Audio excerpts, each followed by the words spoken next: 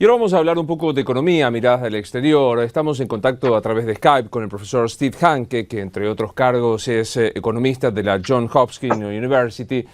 Professor Hanke, my name is Luis Novarecio. It's a huge pleasure to have you here in Infobae TV. Great to be with you, Luis. Thank you very much.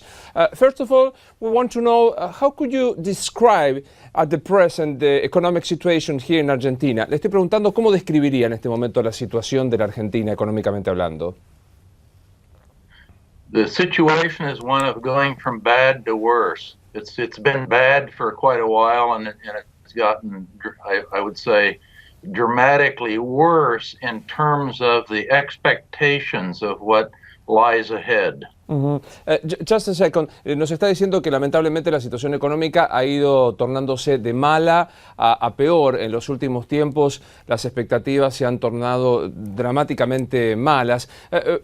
Tell me about this kind of expectations you said, please. Le pregunto a qué se refiere con las expectativas.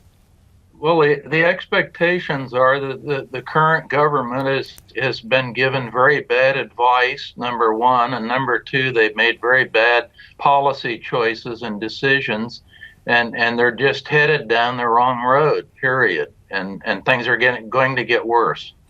Lo primero que dice es que se han tomado malos consejos a la hora de las decisiones y que estas decisiones están afectando políticamente mal a nuestro país. Of course, we are in the middle of a situation with this rule of Judge Griesa about holdouts. Let me know how is your opinion about this situation. Le estoy preguntando cómo opina después de lo que ha sucedido con Griesa, cuál es su opinión. Well, my opinion is that the Argentine government was given very bad legal advice initially, even in 2005 when they did the swap, and these particular bonds that are held under U.S. law, the government should have anticipated something like this, and so it's bad choices, bad advice by the government, and they've gotten themselves into a difficult situation, one that they probably could have avoided even at the last minute, but they failed to do so. Él nos está diciendo que la Argentina recibió malos consejos y tomó malas decisiones que probablemente pudieran haberse resuelto hasta el último minuto y quedó de alguna manera entrampado en una situación que había elegido la Argentina misma y que tenía que ver con la legislación americana, que era clara al respecto. And what about at the present, with this situation, the expectations in order to consider Argentina as a country with the chance of investment and things like this, Professor? Le pregunto ¿cómo lo ves frente a esto como un país potencialmente apto para las inversiones? Well, the Argentina over the last 200 years has gone through various cycles of positive expectations and negative, and now you're down in the negative range because you over the last 200 years, Argentina has been in default 35% of the time, and it's in default now, so it's bad. Él me dice que la Argentina en los últimos 200 años ha tenido situaciones cíclicas, es decir, de altos y bajos, pero que lamentablemente en este periodo el 35% de la historia argentina ha sido estar en default, por lo cual las situaciones lo ubican en un rango negativo para esto. Professor Hanke, yes, please. Follow up a little bit on the expectation thing. There are lots of little granular things that you pick up, and you can see the situation deteriorating by even reading reports of the theft and criminality around Rosario and the theft of grain going into the port. That's increased dramatically over the last year, and this is just one indication. Even public safety can't be guaranteed, and property rights, forget it. I mean, the current government doesn't believe in property rights. it's an ideological thing. They have no respect for property whatsoever.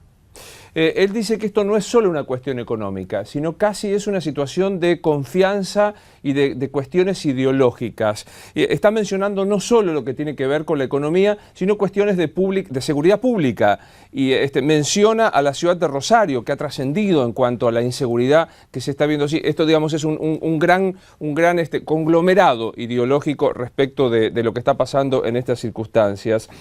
Professor Hanke, we read an article from you about the misery index around the world. Let me know about this kind of investigation, please. Le pregunto, él ha confeccionado un índice de la indigencia o de la pobreza mundial, de la miseria mundial. Le estoy preguntando que nos cuente un poco de esto. Well, the idea is to look at objective data that are collected on a uniform basis for as many countries around the world as you can.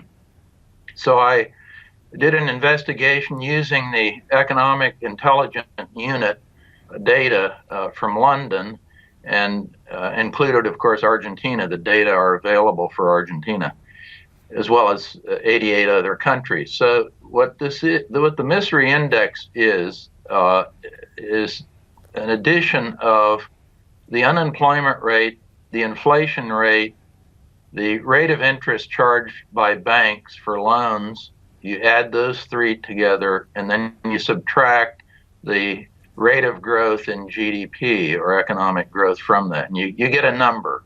And it's objective, and it simply reflects the state of the economy, how miserable it is. Él nos cuenta que este índice de miseria o de indigencia es un índice estandarizado que toma algunas variables muy particulares: el desempleo, la inflación, las tasas de credibilidad de riesgo bancario, y que esto estandarizado permite medir a distintos países alrededor de todo el mundo. And in this situation, how is Argentina and Venezuela? I think you study particularly the situation of Argentina and Venezuela about this misery index, right? Le estoy preguntando si él ha hecho un análisis muy particular de nuestro continente, especialmente de Venezuela y la Argentina. So, if you the most miserable country, the one with the worst score, is Venezuela by quite a bit. Then you have Iran, then you have Serbia, and then you have Argentina. Argentina is number 4, very, very bad ranking. Sorry, the worst is Venezuela, then Serbia, and then Argentina? No. Venezuela, Iran, Serbia, Irán. Argentina. Okay. Venezuela, Irán, Serbia, and Argentina. Yes, please. And my view, as I say, those rankings are just from the objective data reported on a uniform basis by the Economic Intelligence Unit. Now, in my case, I know additional information about Argentina, and that is I know that my estimate of the inflation rate is around 57 or 58%, which is much higher than the Economic Intelligence Unit. Claro. Bueno, allí nos está mostrando datos muy particulares sobre Venezuela y Argentina: 57-58% de inflación anual entre Venezuela, comparado Venezuela y la Argentina, y otros datos que él mencionaba en este ranking de indigencia, de pobreza, como el desempleo.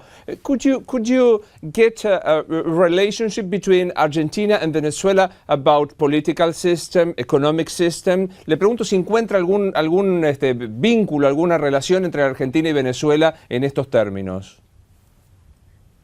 Well, comparing those two is a little bit like apples and oranges. Believe it or not, as bad as everything is in Argentina, it's a lot worse in Venezuela.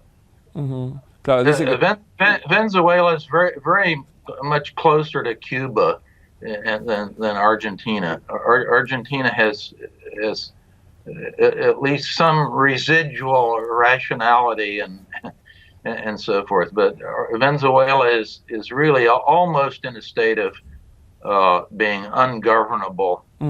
Él dice que primero Venezuela y Argentina es como comparar naranjas con manzana. él dice que el régimen de Venezuela se acerca mucho más a Cuba que en la Argentina, y lo cito textualmente: hay un residuo de racionalidad todavía que le permite caracterizarla de otra manera. And what about the relationship between the economic situation and the popularity of President, for example, now Maduro o Cristina Fernández de Kirchner? Le pregunto si hay alguna vinculación entre la popularidad de los presidentes Maduro y Kirchner respecto de la situación económica.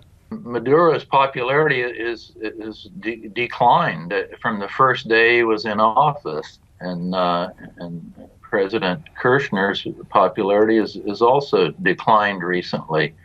But I think the popularity of Maduro is a little bit higher than Kirchner, because he does have a pretty solid, hardcore voting bloc, shall we say, in Venezuela that's a little larger than Kirchner's in Argentina. Mm-hmm.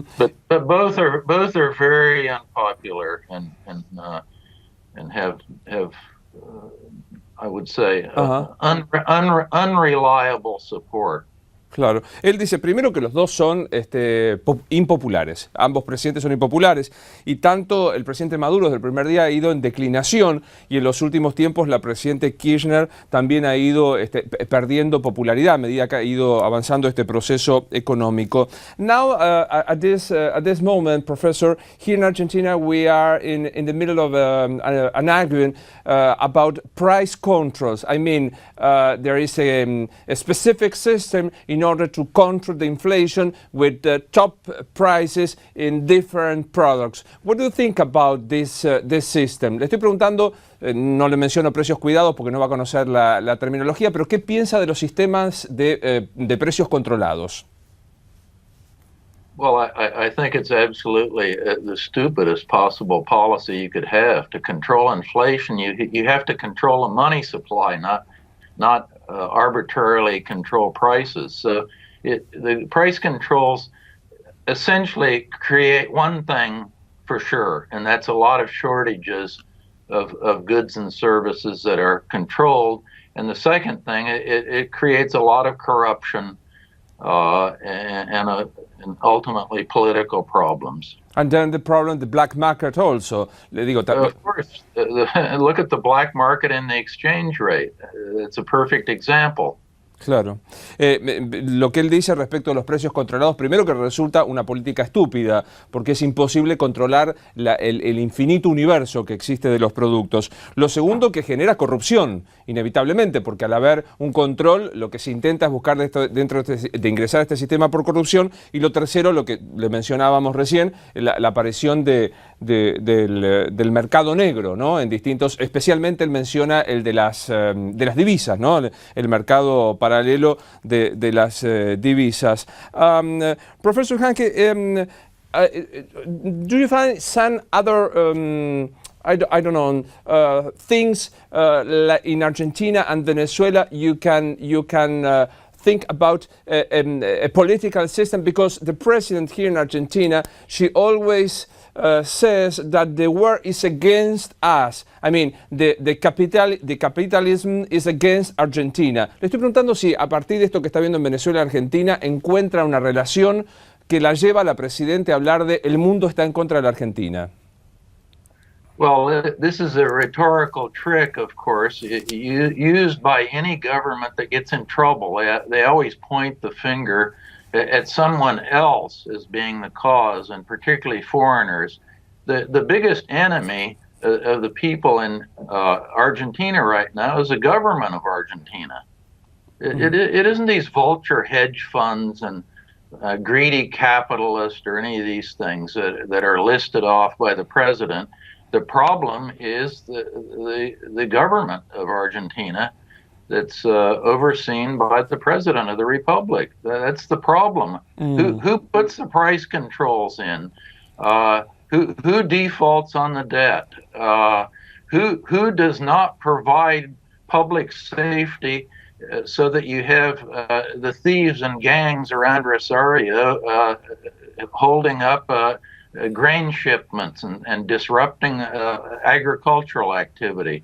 I mean, the most important export they have in Argentina is agriculture, and the president of the republic's been in a war against agriculture ever since she's been in office. Él dice que esta expresión de hay un capitalismo en contra de la Argentina es un truco retórico, que no tiene sentido pensar que hay un capitalismo malvado en contra de nuestro país, que la responsabilidad es propia del presidente, y da algunos ejemplos. ¿Quién es el autor del control de precios? ¿Quién es el control del default? ¿Quién es el control de la ausencia de seguridad pública? Just a question, Professor Hanke. Technically, Argentina is in default or not? Le pregunto, ¿la Argentina para él está en default o no? Yes, it is. Thank you very much. You are very kind of being here in Infobae TV. Thank you. Good to be with you. Thank you, thank you. Well, él dice que sí, por supuesto que para él Argentina está en default. Era el profesor Steve Hanke de la Universidad de Baltimore, allí en la Johns Hopkins, a propósito de la situación económica. Así seguimos.